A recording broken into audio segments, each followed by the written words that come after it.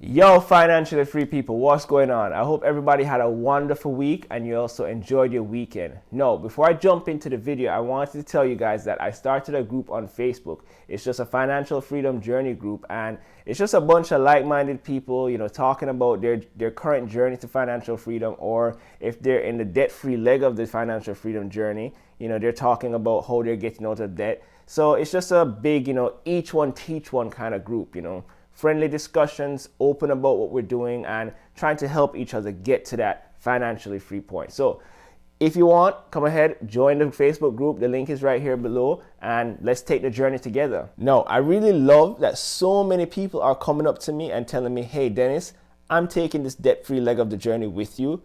And it just warms my heart to know that so many of us are taking our financial freedom back into our own hands. Now, like me, many of you got into bad debt because of one major reason. And it would be hard for you and I to transition from debt-free to financially free until we really address the root cause of the reason why we were in bad debt to begin with. It's one thing to be debt-free and pay off all your debt, but if we haven't really addressed the root of the problem, we're going to be right there back in debt if we don't touch on why we were in debt first. And that's the whole point of this video. It's to address what the root cause of the problem is and how we can fix it. The root of this problem is not of our doing only. No, we do have a part to play in it. However, we have to look at the fact that as consumers, we're constantly bombarded with different ads, different marketing campaigns, different so-called sales that you can't miss, Black Friday, Cyber Monday, whatever it might be. We're constantly bombarded with these things.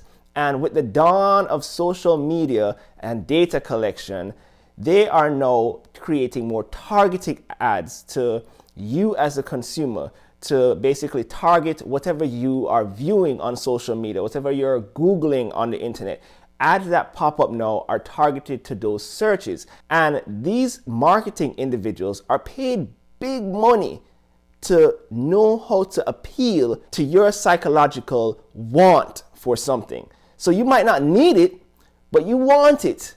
And they are paid big money to appeal to that want just enough for you to go online and purchase something from one of these retail stores. And it's those urges for things that lead us to go out and spend and purchase things that we want right now, rather than put off that feeling of instant gratification and just wait a while until we purchase whatever it is that we want. It's this instant gratification that fuels this false ideology of, I can't go to the grave with my money, so I'm going to spend it while I'm alive. Or I'm just going to purchase this on my credit card and pay it off over the next 3 months, rather than thinking about preparing for the future. It's this misuse of present day cash that leads us to what I call the negative addiction to spending. No, the negative addiction to spending is basically the excessive spending on products and services that we want rather than need, or the excessive spending on things that don't yield a positive return on investment. Many of us purchase because we want something and we have the money in the bank, so hey, if I worked hard for my money, I'm going to buy whatever I want. And we constantly make these small purchases, whether it's something for $10 or $100, whatever it might be. And eventually we look back at our bank account and we wonder, yo, where has all my money gone? Like, I know I had at least $2,000 after my monthly earnings. Where's all that money gone?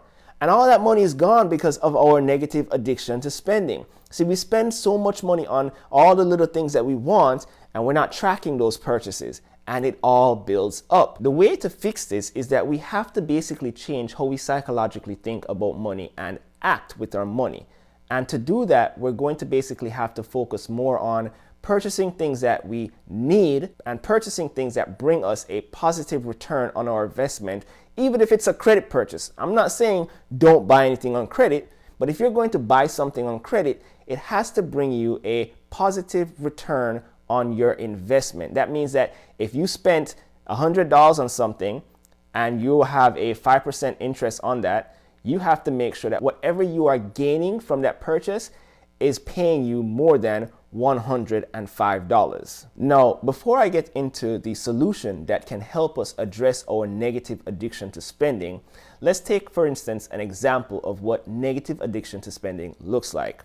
So Black Friday has come and many of us love getting the electronics on Black Friday.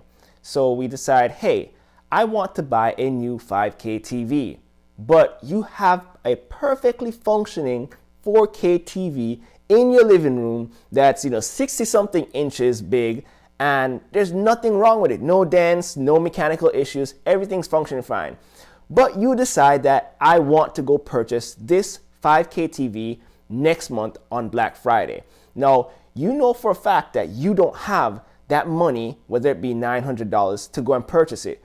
But the sale on that purchase says, oh, it's dropping from $1,600 to $900, and you just have to have it.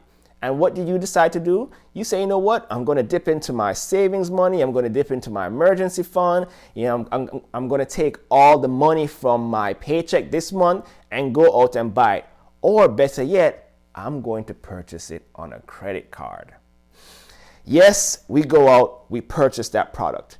That is the negative addiction to spending. You don't have the money right now, but it's because you want it, that instant gratification of having this product, that you decide to go out and purchase it. Now, this purchase is not going to bring you any return on investment. It's just going to sit down and you're going to have two perfectly functioning TVs right now, and all for what? An instant gratification feeling. Now, the solution to addressing the negative addiction to spending is simple. It's paying yourself. That's all, guys.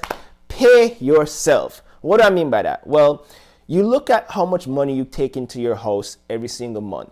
And of that money, you determine how much you want as your personal pocket money. Now, with that personal pocket money, you're going to purchase anything you want, anything you desire.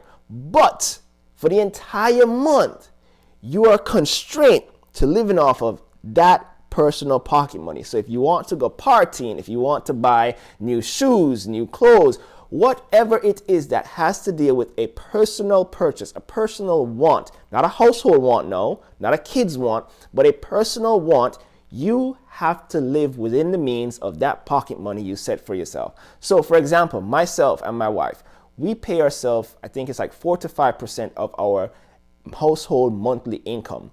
And of that monthly income, we can only do our personal stuff based on that. So if we want to go on a date, it comes from our personal pocket money. If we want to go out with the kids, go do something fun, whatever it might be, it comes from the personal pocket money. Now, the more you do this, it becomes a habit. So for me, I'm living off $450 a month. I know basically adjust everything I do to that. So let's go back to the example of the person who wanted to purchase that 5K TV. What would you do if you had that pocket money? Now, for me, we're going to use me as an example. If I wanted to buy that 5K TV and let's say it costs $900, well, between January and Thanksgiving or Black Friday, I would have to basically save up my money to purchase that 5K TV from my pocket money. Now, this forces us to really find out what it is that we truly want. So now you're left to balance that new pair of Jordans or that 5K TV or that PlayStation 1 or whatever it is. You're left to now play a balancing game of which one is more important to you that you want right now. If you're on this debt-free journey with me, now is the best time for you to start addressing that negative addiction to spending.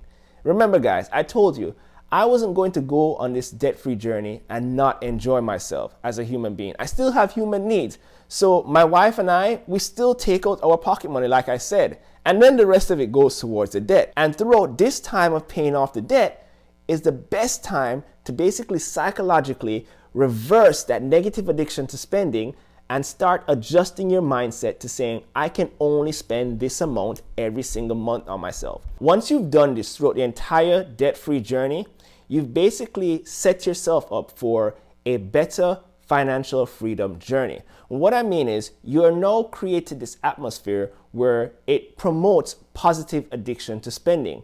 And what positive addiction to spending means is that you're going to use all that excess money that you have each month and push it to goods or services that you need or that will bring you a positive return on investment. And remember now, guys, you're on a debt-free journey.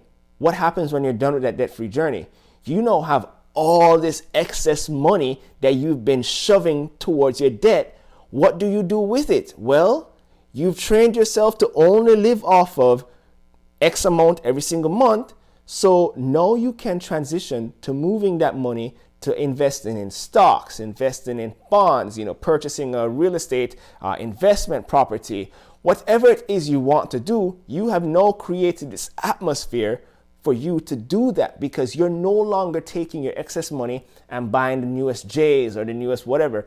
Those things are purchased from your personal pocket money. The excess money is now going to go towards all your positive return on investments. Now, if anyone feels like what I just said addresses your problem, please leave a comment below. Let me know what you think about the information that I'm sharing with you. And everyone, remember, like, subscribe, and hit the bell if you enjoyed this content so that you can see more content when it comes up. All right, everyone, have a wonderful week, and I hope you all attain all the goals that you set for yourself this week.